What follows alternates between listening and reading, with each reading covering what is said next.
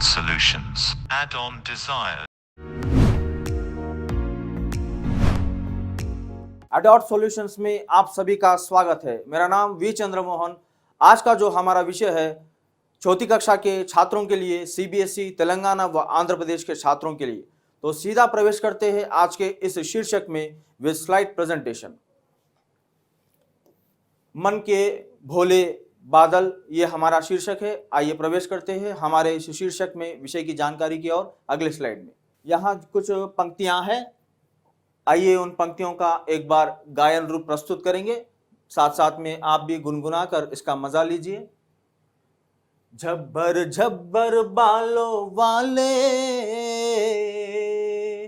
गुब्बारे से गालों वाले, लगे दौड़ने आसमां में, झूम झूम कर काले बादल, कुछ जोकर से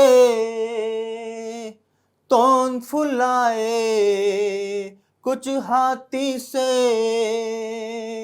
सूंड उठाए, कुछ ऊंटों से कुबड़ वाले, कुछ परियों से पंख लगाए,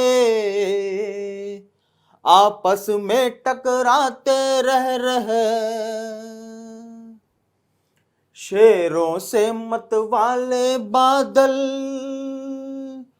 कुछ तो लगते हैं तूफानी,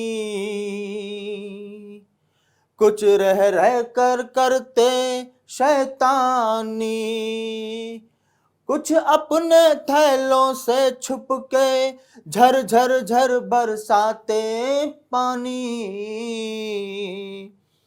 नहीं किसी की सुनते कुछ भी, नहीं सुनते कुछ की भी कुछ, ये ढोलक ढोल बजाते बादल, रह रह कर छत पर आ जाते फिर चुपके,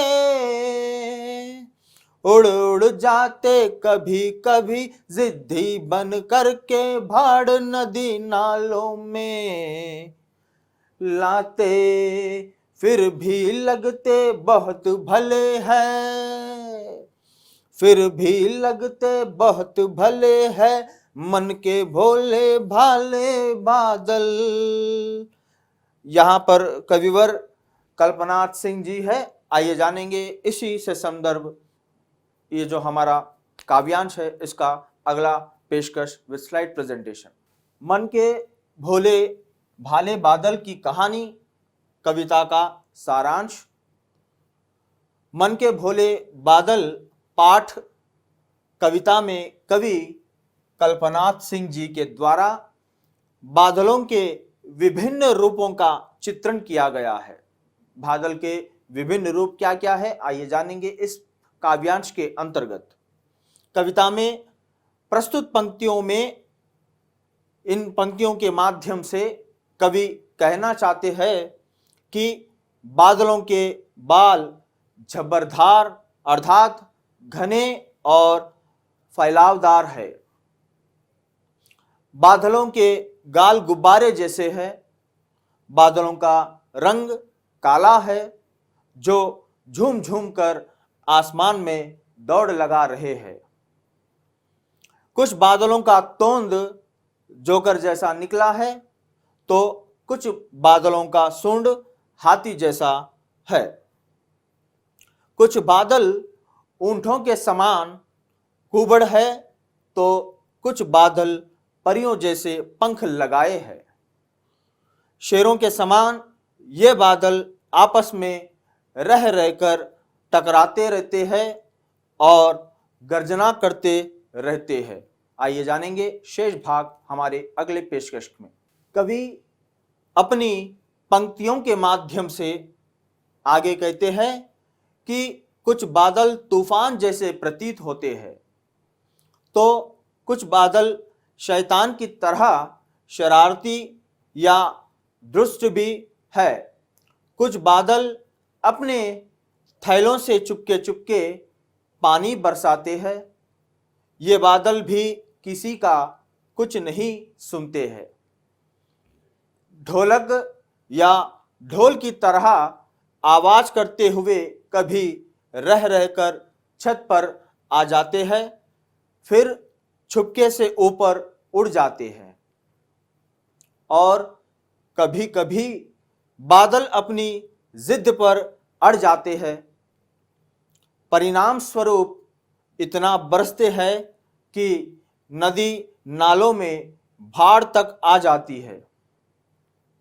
फिर भी कवि के अनुरूप बादल अच्छे लगते हैं, जो मन के भोले भाले बादल है।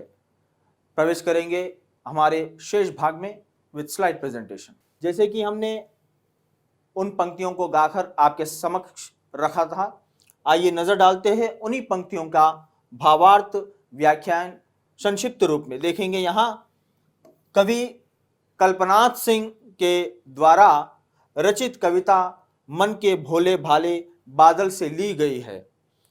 इन पंक्तियों के माध्यम से कवि कहना चाहते हैं कि बादलों के बाल झब्बरदार अर्थात घने और फैलावदार है।